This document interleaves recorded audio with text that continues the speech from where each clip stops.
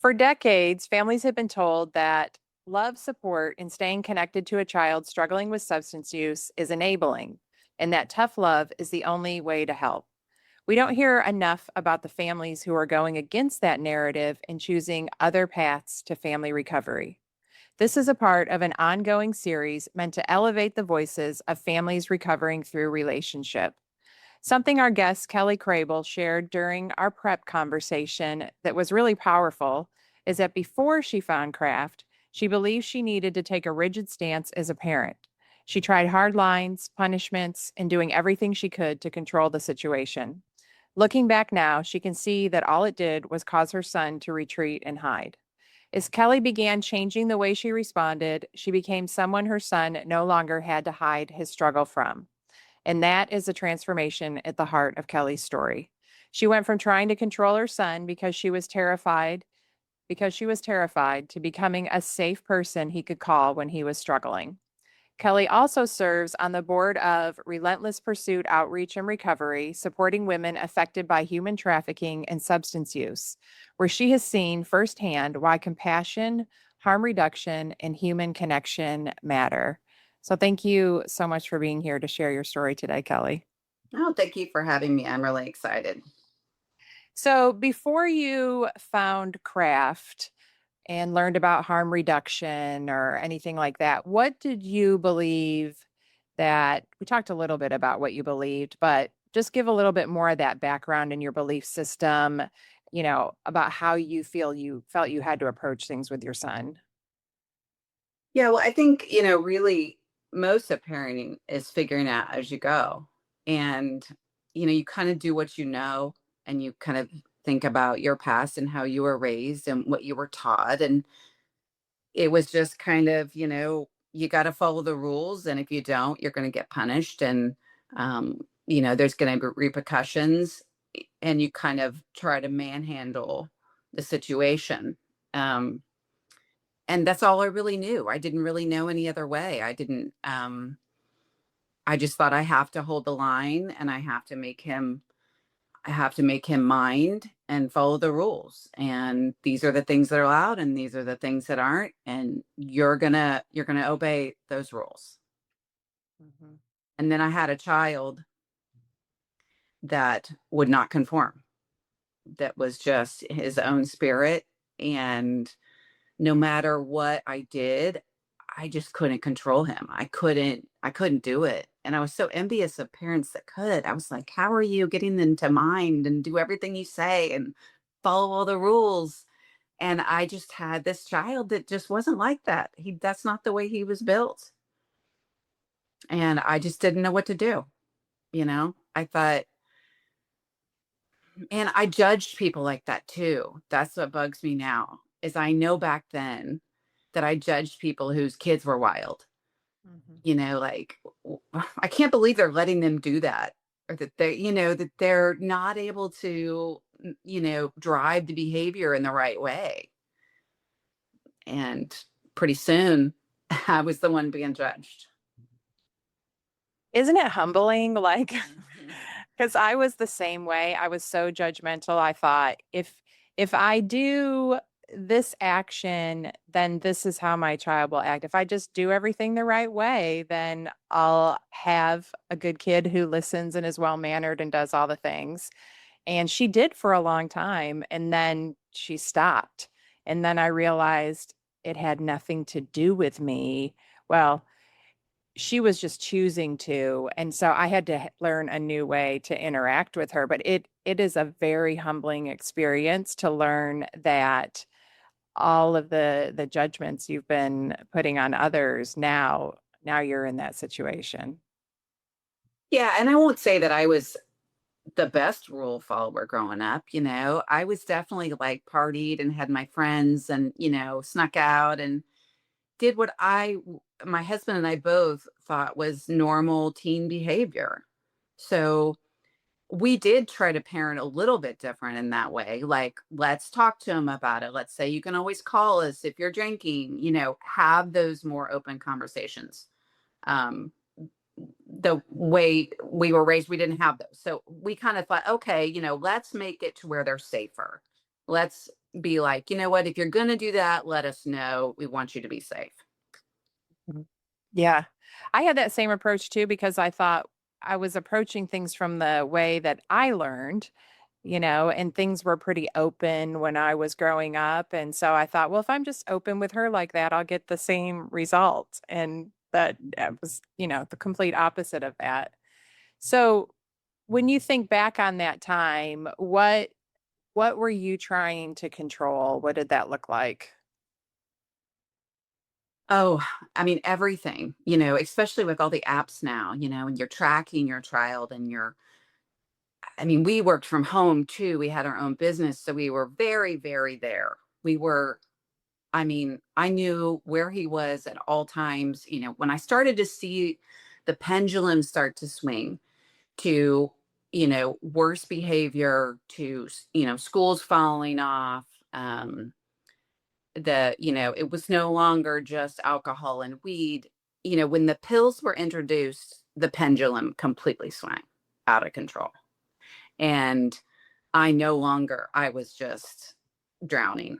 I was like, I don't even know what to do with this. You just, it went so quickly out of control that I was just scrambling, trying to figure out what to do, and finally, when he was 16, my husband and I sent him to a therapeutic boarding school for a year. We just were just beyond. We just thought we got to keep him alive. We got to get him somewhere safe because we can't keep him safe. Hmm. I Yeah. mean, we just didn't know how to do it. And he was so young. How did that go with him being at the therapeutic boarding school? Did he do well there or? He actually did well there. I think as far as some of those programs, there's good ones and bad ones. I do feel like it was a pretty religious based one. He had a really good therapist there, and I really did like her.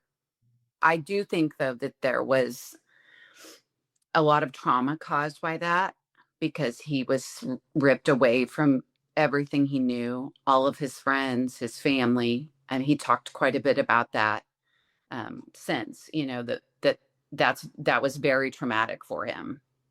And I can imagine, I mean, basically locked down, not really locked down, but in a facility out in the middle of nowhere. I mean, it was near our city, so we could go visit every once in a while and we could have phone calls. But I mean, it was 9 months and it was traumatic for him. But I will say he did do pretty well for the next couple of years. And it did interrupt the behavior. It did kind of get him back on the right track. So I'm not sad I did it. I'm not upset that I did it. I still think it was the right thing to do. And he does too. He says, I know that you saved me there, but it was really traumatic to be ripped away from everybody. Yeah. Nothing is all good, right? There's good and bad Right. in everything. And I think that when we're really desperate, I almost did it too. I was looking at all kinds of things, just anything, because I was so desperate. But I want to say about the apps quickly that those tracking apps can backfire. So, like, it seems like they should give you peace of mind. But a lot of times, what I notice is it makes everything worse because they're just parents are constantly on there looking at it. And so they're more desperate because they're making meaning out of every single move their child makes. And so I just wanted to go back to that for anybody who's Hmm. listening in that situation. I almost never see those apps work well. They don't help. Absolutely not. Looking back on it, all it did, you know, it didn't change any of his behavior. And all it did was have me completely in an anxiety spiral watching it. Yeah. I mean, it Yeah. didn't do anything to change what he was going to be doing. And Yeah. so the information I was getting, if it, he was going to be in a place he shouldn't be, whether I was looking at it or not. Yeah. So they are, I know that parents are so wrapped up into those right now. But man, I don't think it's a good idea. I Yeah. just don't. I don't. Yeah, and it's like you don't know what you're going to do with the information once you get it. It makes you hyper vigilant and it just backfires. So if you're doing Absolutely. it and it's not working, I just want to give you permission to only use it in emergencies. That's the big thing is it's great to have for an emergency. I had Helena's Snapchat and when I couldn't find her, I would get on there just to make sure. See, when was the last time she read or said sent something? Find out that she was okay, and then not look at anything else. And it took a lot of strength to do that, but I knew that I was actually going to suffer, create my own suffering if I didn't use restraint with my access to that app. And I think Yes. that that's good for everybody to remember. Yeah, and I'll skip ahead a few years, probably 4 or 5 years to where I wasn't following him, but I got to the point to where my phone wasn't in the room at night. And I silenced him, his friends, his girlfriend. Nobody could get through to me at night, and they still can't. My sleep has to come first. I mean, um, that was really hard for me, but it was necessary for my nervous system. I even had to change the ring on my phone because I had such a trigger reaction when it went off. Mhm. So you can get yourself really, really spun up with the technology. Yeah, absolutely. I had to do the same thing where I had to turn my ringer off at night. I would turn the phone over. I had it in the room, but I would turn it over so I couldn't see it. And then I started like not even looking at it if I got up to go to the bathroom in the middle of the night or something like, because same thing. I needed that sleep. My nervous system needed the chance to relax. And so I think this is a good time to talk about how this impacted your physical and emotional health before you found craft or, were able to knew more about how to handle things. Yeah, I just I was just falling apart. I mean, you could see it when you saw me. I had lost a lot of weight. I was so the chronic stress of over a long period of time. And I know how to take care of myself. And I completely just I got sick. I got an autoimmune. I mean, I really, really started to really get sick. And I, you know, when I think about that, I think about how important it is for us to take care of ourselves because the amount of, I mean, my son is in my life, and he's watching that and he knows he's the reason. And it just crushed him to see me falling apart and to see me being sick and the pressure. He would refer to the pressure so much, the pressure that puts on your loved one to I've got to become okay because my whole family is falling apart. I mean, you know, they're not even adults. I mean, he wasn't even an adult then, you know. So if you can do anything that you have influence over is yourself and what you can control. And what I can control is I can do everything in my power to try and get better and get healthy. And that's, exercising, it's eating better, it's therapy, it's going to support meetings. I went to every kind of different kind of support I could find. Just take what you want. You don't have to believe everything they say. It's just nice to be able to be around a room of people suffering like that commonality. It's just, it just soothes you a little bit. So yeah, I mean, I just really got sick and people don't give enough credit to chronic stress. And that's what it can do. So if there's anything I could tell people, parents especially, your child watching you fall apart isn't going to help the situation. That is Mhm. something you can actually do. Yeah. Yeah, I agree. And I think there's this like guilt that parents feel being okay when their kids are struggling. But like you said, it's so important. It is a gift to them.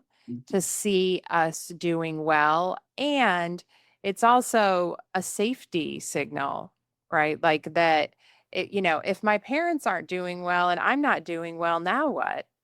Mhm. Right. So it really is a gift to them that we take care of ourselves. And like you said, I love you pointed out that we have full control over that. That's the one thing we can control. Mhm. And so if we focus on that, we're in a better position to help them. Um, so going back to, so your son went to therapeutic boarding school and then he got out of there, and was there more struggle after that? Um, he did pretty good through high school. He finished high school, and then went to college, was in a fraternity, and then it just kind of unraveled. It started to unravel. He started the bad behaviors again. He started, self isolating, and um, we weren't in the house with him, but I knew I knew things weren't great. At that point, I do believe I could still see where he was on my phone, and I could just see he was never leaving the fraternity. He just wasn't. He just wasn't leaving.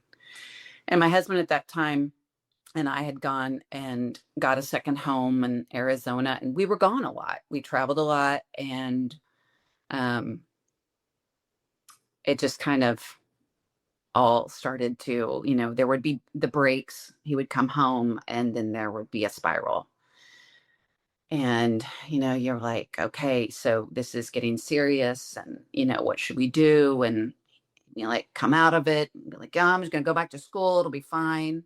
And then it went into, okay, this is serious. And he decided, yes, I'll go to a treatment program. So he went to a 30-day, and, you know, in this time period is when I found craft. This is when all I started to unravel, my health started to unravel, and I just started, like, oh my gosh, this is all happening again. I thought we got through this. And so that's when I just really started to learn about craft. I found Allies in Recovery podcast, and the minute I heard it, I was like, oh, that makes more sense to me as a mom. Like, nothing else made sense that I heard. I'm not I can't do that other stuff. I can't do the tough love. I can't not be part of my son's life. I Those things don't make sense to me. They don't resonate with me at all as a mother.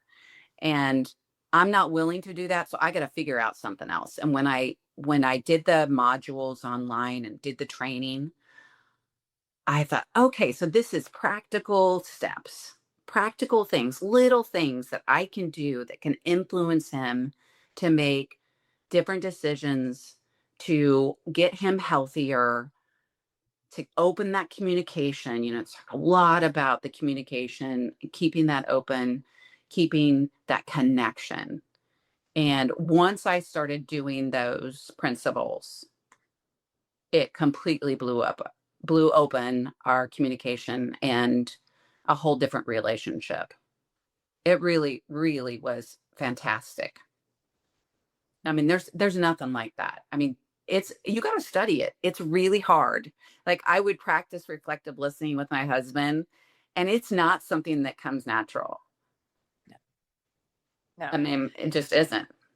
I appreciate you saying how hard it is, because a lot of times people will tell me, like, yeah, I've been practicing craft for years. And what they really mean is they read a book about it. And it is, it is a very nuanced skill. And it is so much more than reading a book. It does take so much practice, and it is a whole new way of thinking and being. Yes. And that's why I like the podcast, because I would walk, and that was another thing that I did for my health. Is it wasn't about weight loss, it was about the meditation of a foot in front of another. And I would put on a podcast and walk till your shoes fall off. I mean, I just would walk and walk and walk and listen.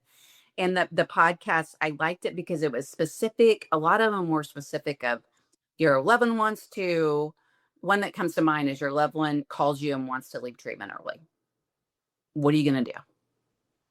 That's the tips I need. Mhm. And so that happened. That exact You scenario don't try to happened. talk him into staying, right? Right.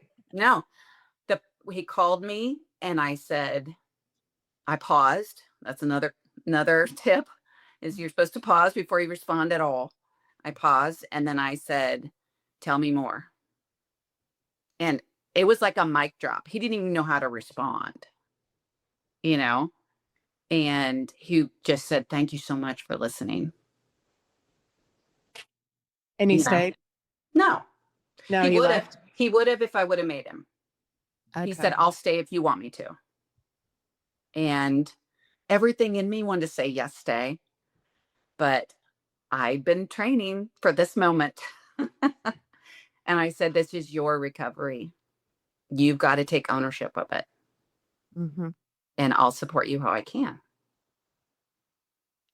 So I think that that's great to think about. That would be so hard for most parents to say. What was behind that for you?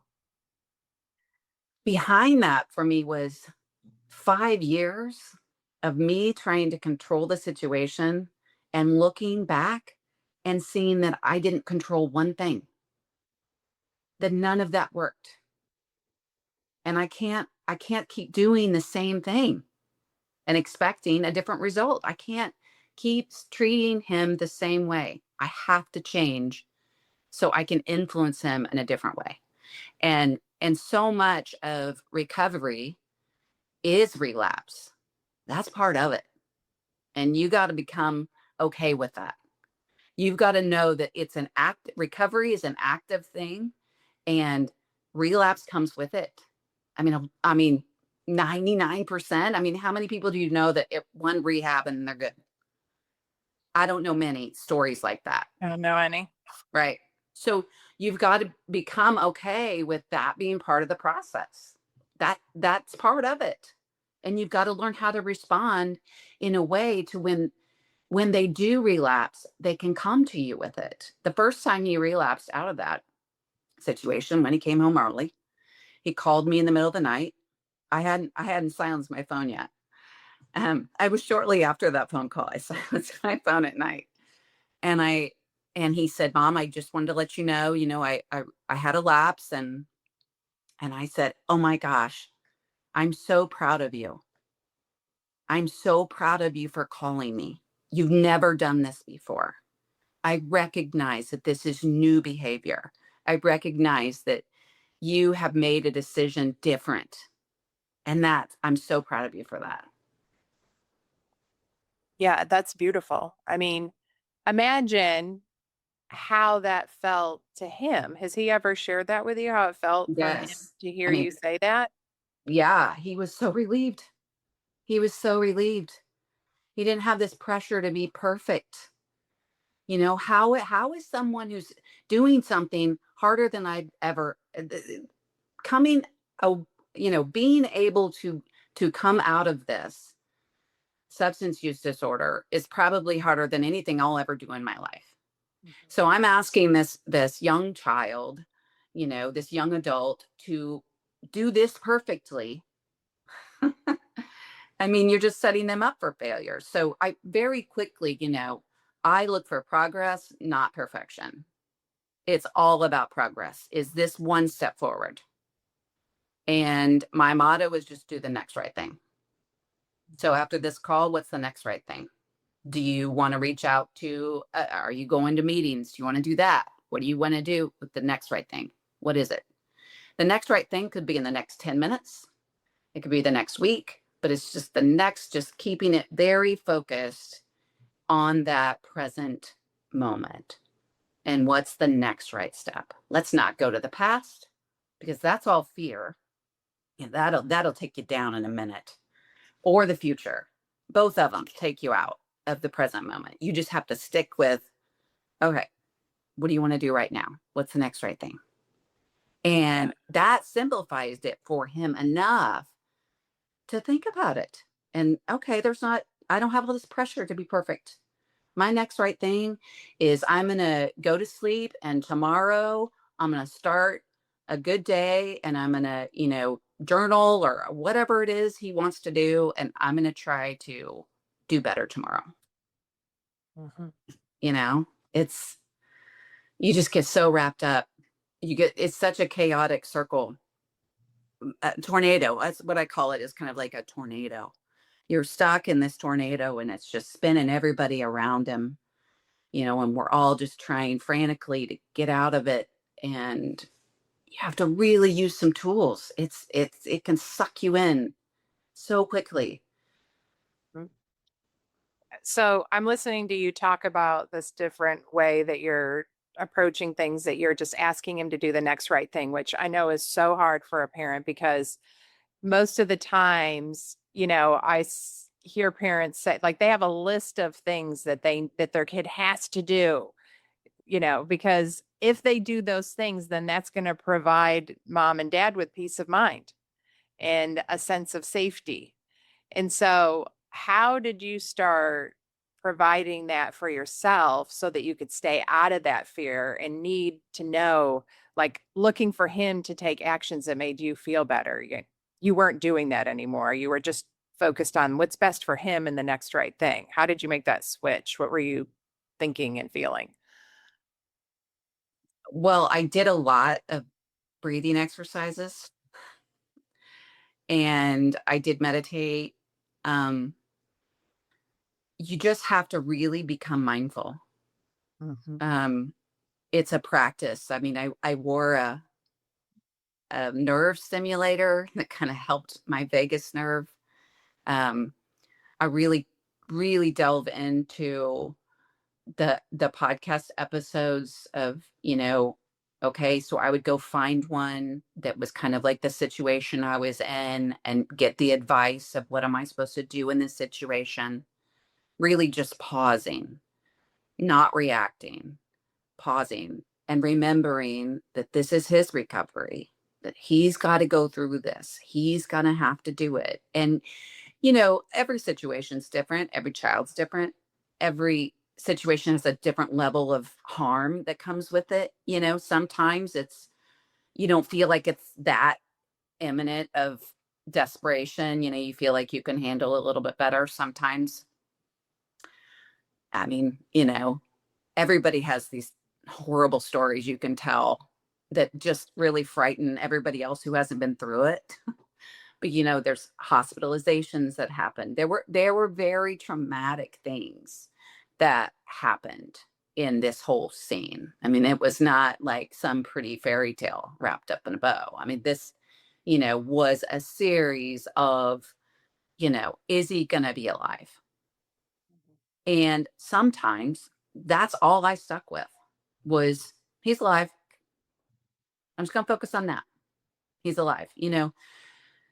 All of that 80s tough love, all of that jargon, that was when the drugs now, that's not what we're looking at.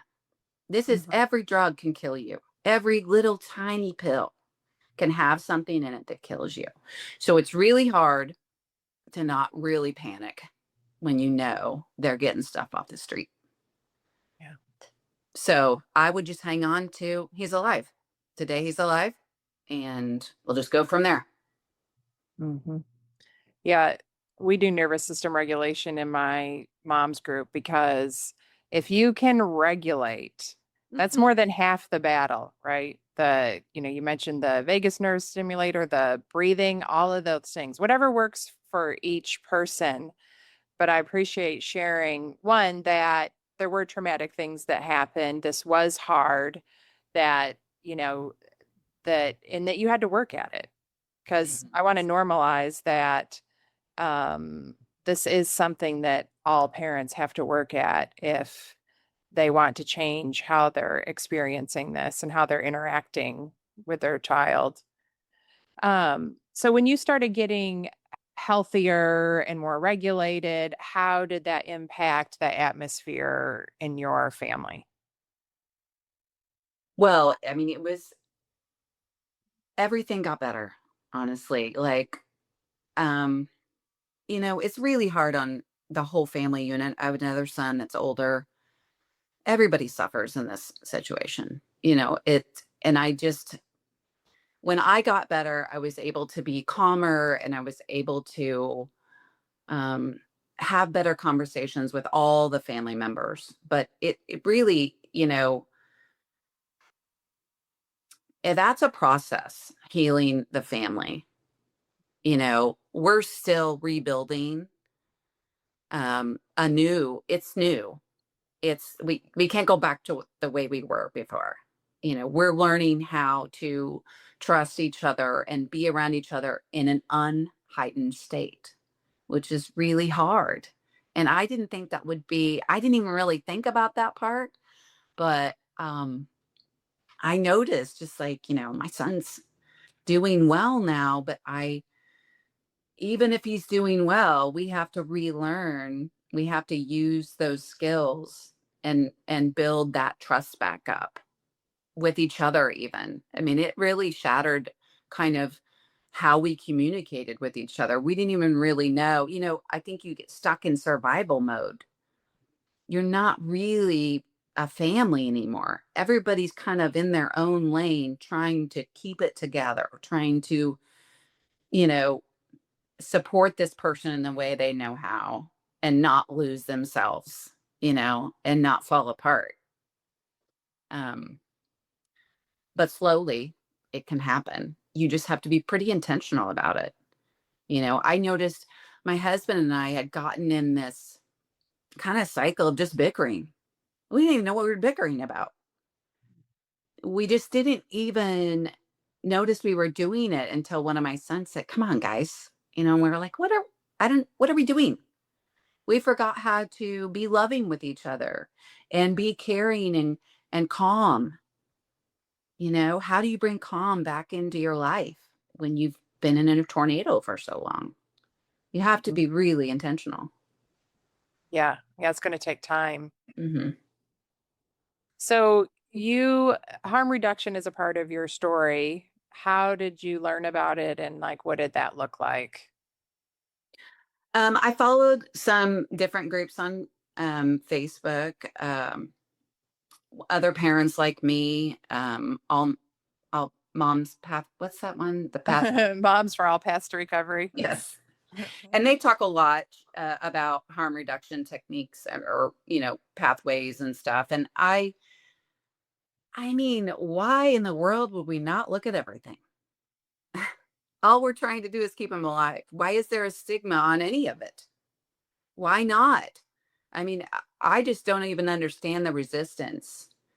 Um, I think maybe the resistance comes from just our conditioning, the money wrapped into traditional rehabs, the money wrapped into pharmacies, what we've been told for so long, and how we just judge people for the way that they're. I mean, if they're getting better, that's all I want. If we're making strides towards, you living a better life, whatever that looks like for you, I'm on board with it. I don't know why in the world we're judging people for methadone or Suboxone or any of those things. Why? Yeah. The first time I heard about harm reduction, my daughter was on house arrest and on like she was a teenager, but she was on like something like probation. And they talked about harm reduction to me. And it was the first time I'd heard of it or anything like it. And I just remembered it gave me, I hadn't heard of craft yet. That was to come a little bit later, but it gave me a first breath of relief of because I'd had this abstinence only mindset because that's what I had heard. She's got to be abstinent forever or we're failing.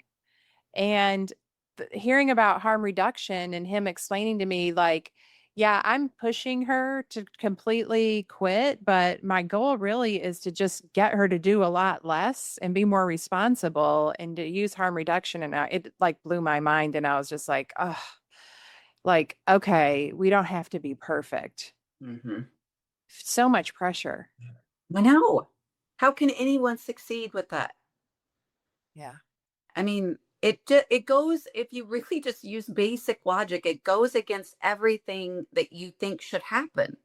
And I it's so frustrating when, you talk to people and they're like, "Well, but he's, drinking alcohol. It's working for him. Whatever. He's alive." Like, why Not are you using judging it? heroin. Yeah, he's not using heroin, you know?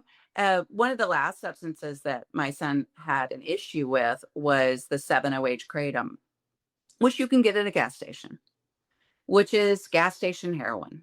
That's what the nickname is. And thank goodness they've, kind of outlawed that almost everywhere now. But, there wasn't so much stigma with that. Like, it is just as bad, you know. You can go to the liquor store, but if you're not an addict, it's fine if you drink.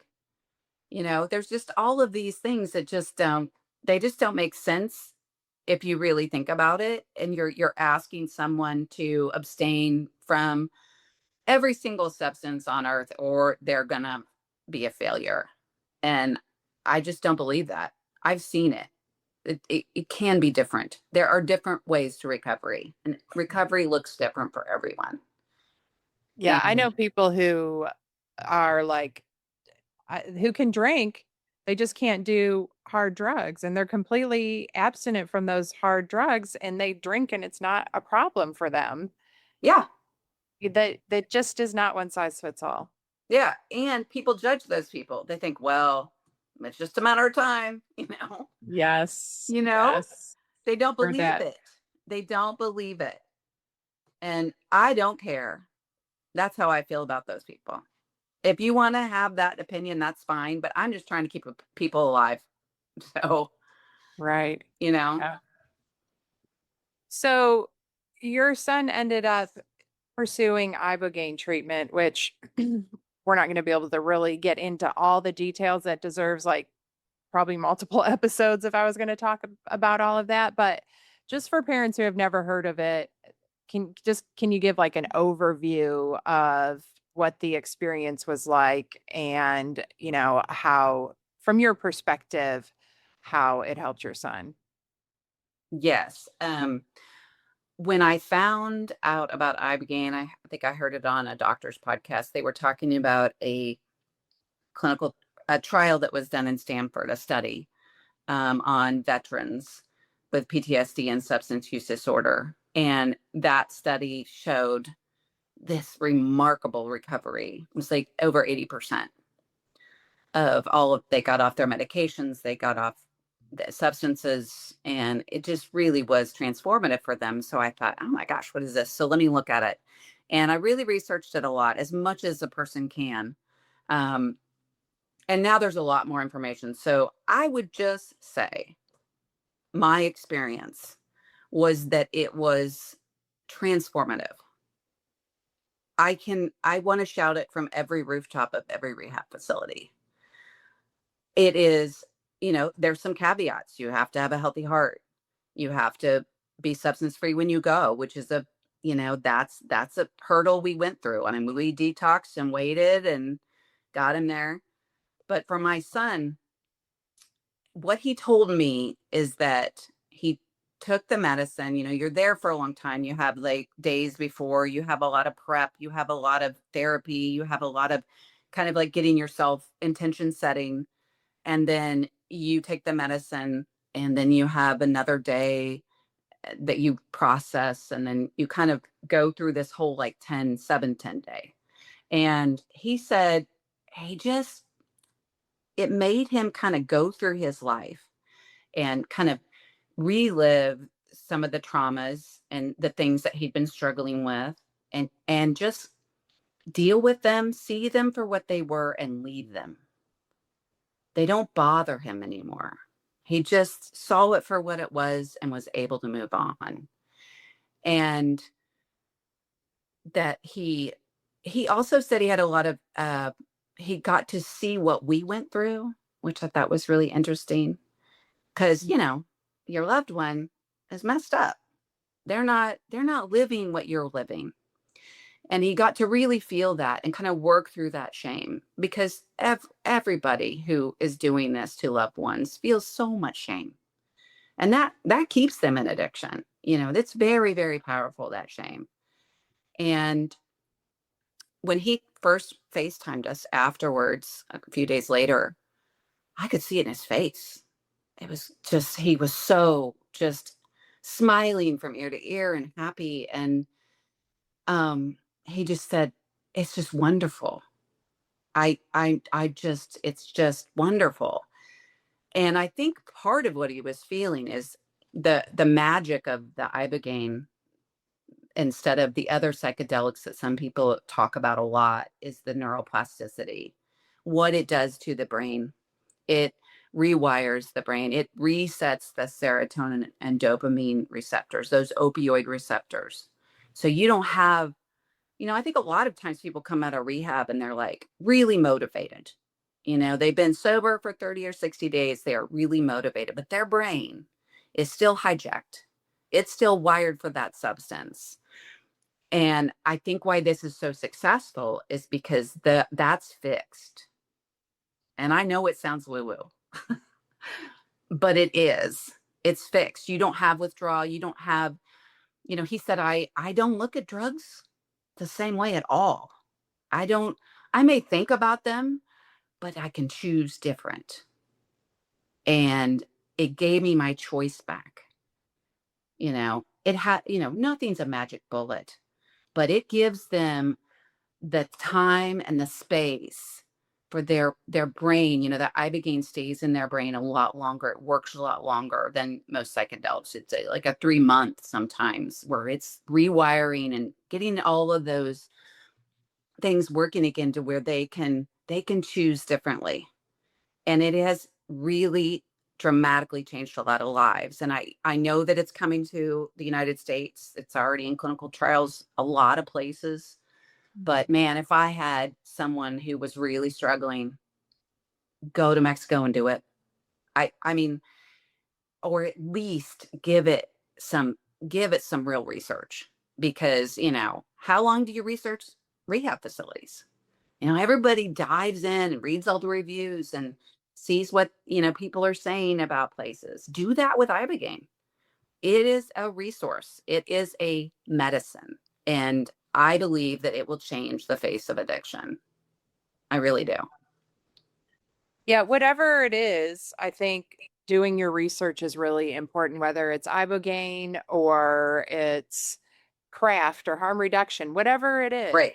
Because my perspective started to shift when I stopped receiving all the information that everybody was giving to me and what they were saying to me. And I started doing my own research, looking for a different way. It was like kind of like I pulled one thread and I got something, and then kind of got on a trail and started really researching and learning things differently. So no matter what it is, do your own research and Yes. just see where you end up and what feels right to you. Mhm.